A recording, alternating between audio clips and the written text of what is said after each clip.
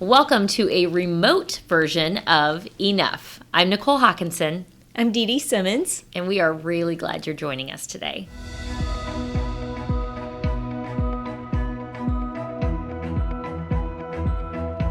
It's exciting to take Enough on the road. I know. I have to give a lot of credit to you because you took care of the equipment. I mean, I just showed up. Well, I had it all. Yeah, since we film at my house, yeah. So I just had it, so yeah, I brought it. But we decided to get away to have a business meeting, an end of the year business meeting, because it was not happening within our homes. There are too many people in our houses right now that are working and doing school, and we would sit down to work and to do some discussion about the future and planning. And it just was difficult. So no, and the calendar too. I mean, we kept locking in times to get things done, and then an appointment would come up, or somebody would need something, or somebody needed to go somewhere, and we were like, we have to check out. And I'm so glad we did. Me too. So I'm going to start off with a couple questions just to kind of kick us off and get to know Dee Dee. And one of the things, and I don't know the answer to this question, is out of all the house duties that are typical to motherhood, what is the duty that you absolutely hate to do? I really do not enjoy laundry. And I think that's funny because I remember one time you telling me how much you enjoy doing laundry, and I just don't enjoy it. It grows. I think my socks have babies or something because these random socks show up, and I would say laundry is my least favorite one. I'm very grateful I have a laundry room with a door, so I can just pull that door shut and then do it when I can. I folded 5 loads of laundry before I came here on this trip. 5 laundry loads. is never ending. I just love the process of you can go start to finish with it. You know what I mean? Start to the wash, and then the towel's folded, and you put it in the cabinet. You get the whole gamut. But I get it. Well, mine is spaced out. I will start it and dry it, and then I don't have a day to do laundry. So when I folded 5 loads, I only washed, I think, 3. Well, I got to tell you a funny story. I mean, when we talk about, do you know the socks that either they multiply or they disappear. Yeah, I have a laundry basket in my room that has so many socks in it. You just wouldn't even believe it. I would, because I have one that matches. Well, my husband thought it was just our problem, my problem, the house's problem. He really struggled for a while on the socks, having the extra socks. Mm-hmm. It would frustrate him. So one time I was at Target, and there was a wall hanging that said lost socks. It was really cute. Oh, yeah. And it had maybe 6 clips on it. And so I decided to do a Facebook Live right there. And I was like, look how cute this is. I only need 10 of them. Because 6 clips. Yeah. There's so many lost socks in my house. And I put it on Facebook. And that was Ben's first time to realize, because the comments came pouring in of people that have lost sock issues. Yes. And he did not realize, he really, I think, felt like it was a problem in our house, not realizing it's a universal problem. Well, teenagers now, the cool thing is to not wear matching socks. So if you did the load that somebody had on, the socks aren't going to match. Right. Yeah, but I guess I'm old and for my socks to match. So. Okay, I'll ask you one more question before we move on to the topic today. Okay. I have this dream that I'm someday going to have a bunch of really cool art in my house, like real art, not go to Hobby Lobby and buy the art, art that's going to be original paintings. So what is my question for you is, what is your favorite thing that you have hanging in your house right now? Well, when you were talking about art, I thought you were going to go a different route with that question. And there was an artist who's passed away now, but he was friends with my mother-in-law. And he did watercolors, and that's a pretty tricky art to doing watercolors, but he painted the waterfall where Ken and I got engaged, and that was a special gift. And we have a couple of other paintings by him, and then my brother-in-law painted, he's very, very talented, and he painted one year for Christmas, the names they drew, he painted different pictures, and so he painted me a magnolia. I love magnolias. I think they're beautiful, and so I love that piece as well. And as we were talking about, are we going to build, and if we do build, what would be in our house, I was talking with my middle daughter about the art, and I said, you know, I don't want to just buy something to buy something. I would rather buy something that has meaning, or if somebody I knew made it. And so we started talking about our friends that we know that are artists and what we would want to commission them to paint for us or to make for us. So I love that. Yeah. So you're going to get real art in your house. Yeah. Someday I want real art. And she recommended one of her friends who is in high school, but she does a lot of different types of drawings or paintings. She's so talented.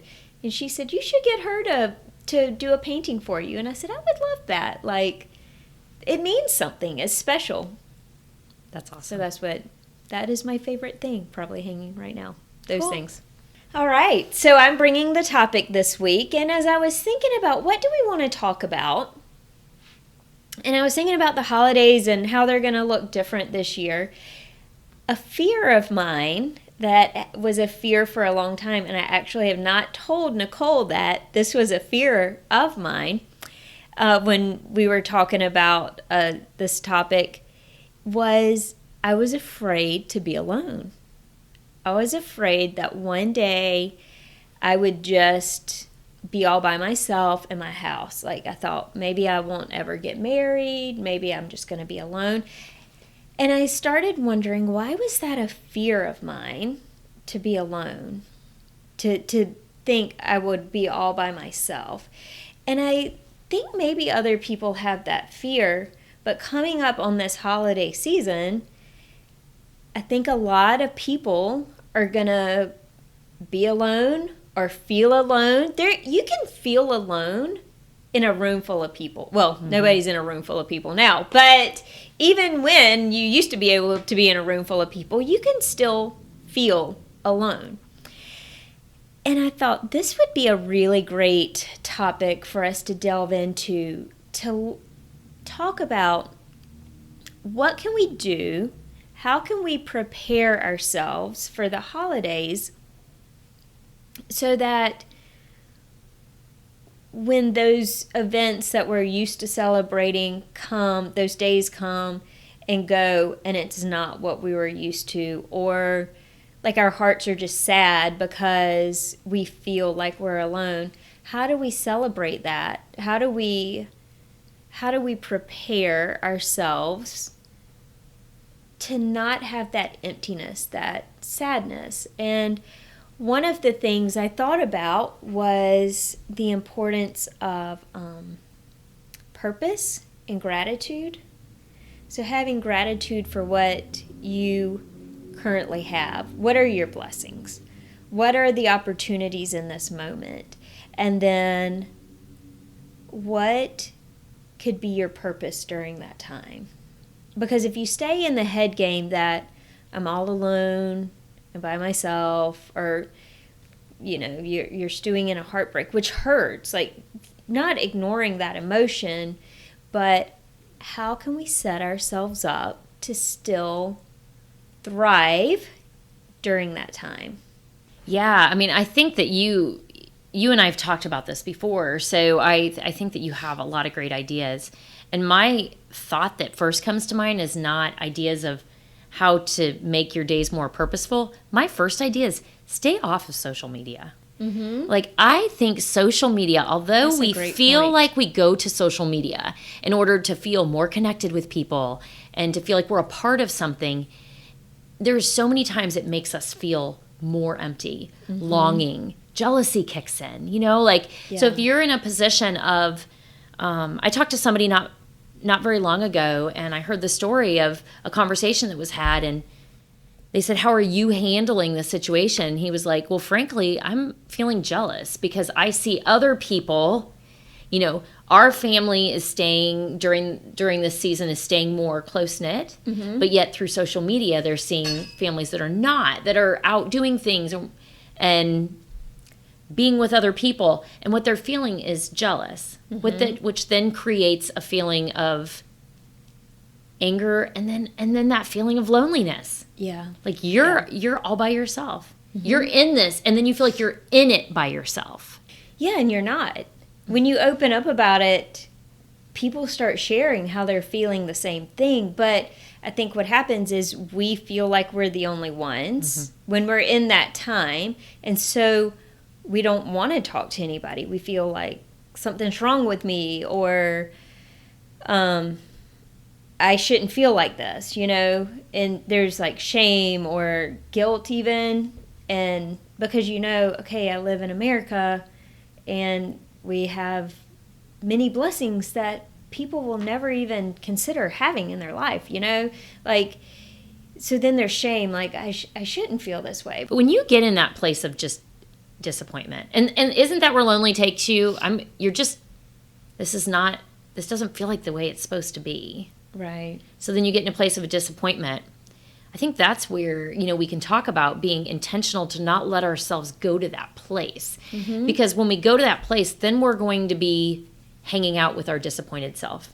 And our disappointed self thinks differently than our content, joyful, and gratitude self. It talks to people differently. It eats different foods. It watches different shows. It spends our time differently. Like when we're in disappointment, our disappointed self stays in activities that keep us there. So trying to figure out ways ahead of time so that we don't get down to hanging out with our disappointed self. Yeah. And when you are feeling disappointed, you cannot feel gratitude. But when you are experiencing gratitude over that moment, then your energy level begins to elevate. So I think one thing that's super important is to plan for the holidays to be different and think about what you can create during this time. This is an opportunity, a quietness in the busyness of life, which we never usually have during the holidays. So this is an opportunity really to begin to create something. Because when you start to create, there's life there. It's like the world is set up this way. God has orchestrated it this way. After the winter, that cold and bleakness, comes spring, comes new creation. And sometimes it takes a really hard time to spark an idea that then that grows into something that you want to pursue and that you're excited to get up for in the morning. And when you start serving others, when you say, I'm going to be a blessing to somebody today, then that creates this excitement and this energy inside of you as you think, how can I be a blessing in this moment? How can I serve somebody else? And it doesn't have to be with money it could be with your time. Just what can you do to serve somebody else? I think that is the biggest mental game changer whenever you are feeling disappointed and stuck to serve somebody else. I'm sure we can talk about some different ideas with that. And the first thing that comes up to my mind also is to spend some time. I don't write letters. Oh my gosh. Yeah. Okay, you're smiling big. So this idea, I don't ever. I'll tell you when I started, the only time I've written letters. This is good. Okay, like I'm having this moment here. So I had a family member that was incarcerated. And letters were the only way that you could communicate with that family member. So I had to actually sit down with a pen and paper and write page after page after page. And then I sent it, and then I waited for the return. And as soon as I got it, I went to a quiet place to read it. And then I wrote the letter back. And so, I love this now that I'm having this revelation, because I had a lot of gratitude in being able to have that opportunity to write that letter. And I don't write letters ever. Yeah. So this is the only time that I really did it, but it was good for my heart as much as I know that it was good for their heart to be able to get that. The reason I was smiling so big is because that was one of the things I was thinking could be a really fun thing to look forward to that day that you get up and do.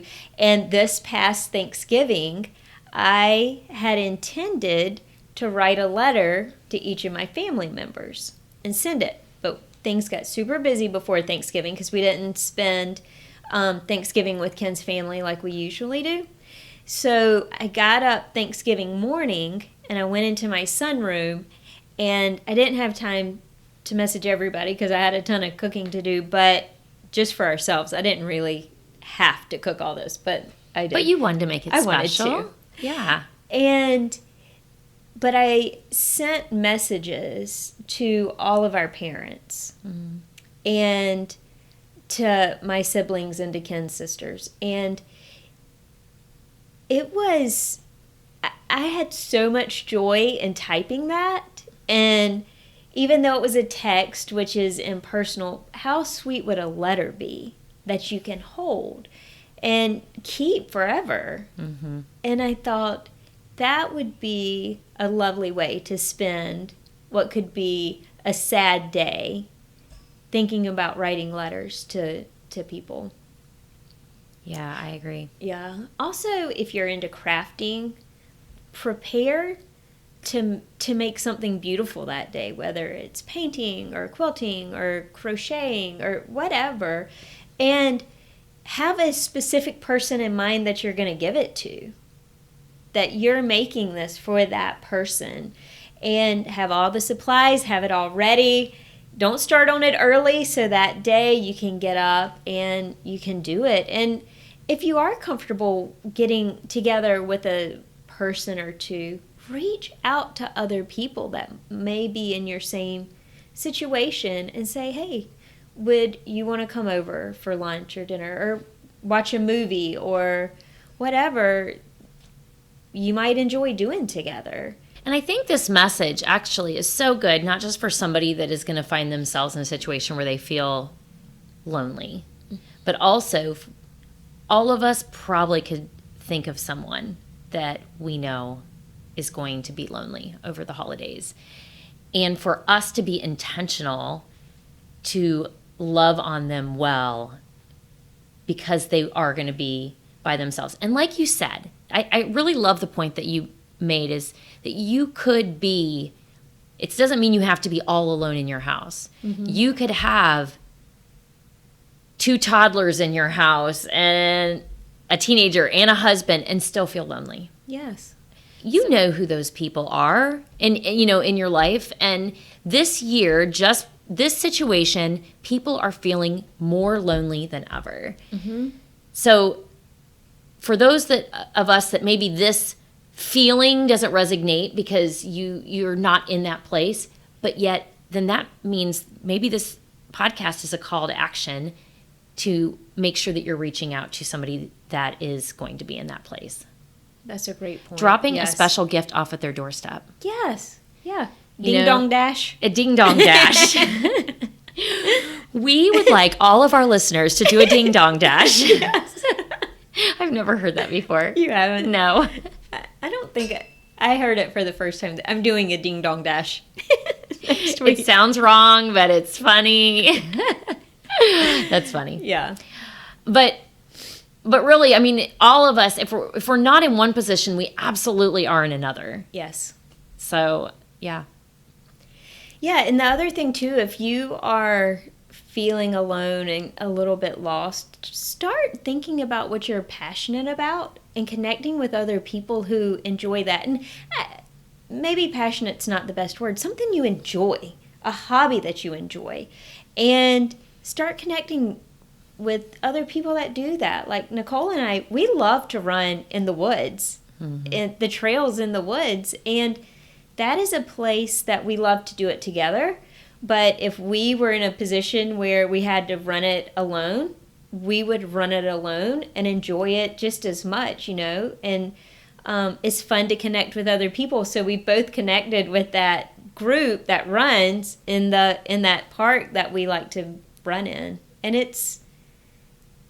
I think when you start to connect with what you enjoy, what your gifts are and your talents, and you create a community around that, then you start attracting people that are interested in the same thing too. So if you're just feeling alone in your life, like in a relationship, don't just seek a relationship. Start pursuing what you're really interested in and what brings you joy. And then other people who are like-minded are going to be attracted to you for that.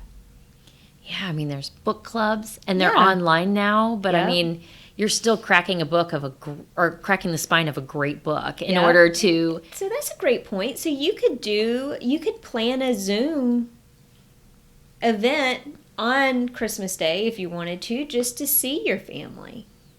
Yes.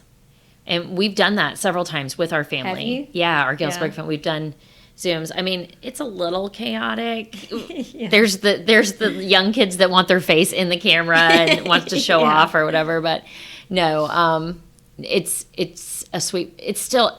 a great way that we can still connect with people, even though I mean, and I assume we will do that for Christmas this year, because we will not be in Illinois. It's the first time in my 45 years of life that I'm not going to be in Illinois for Christmas. So, those things, I'm gonna might have some moments.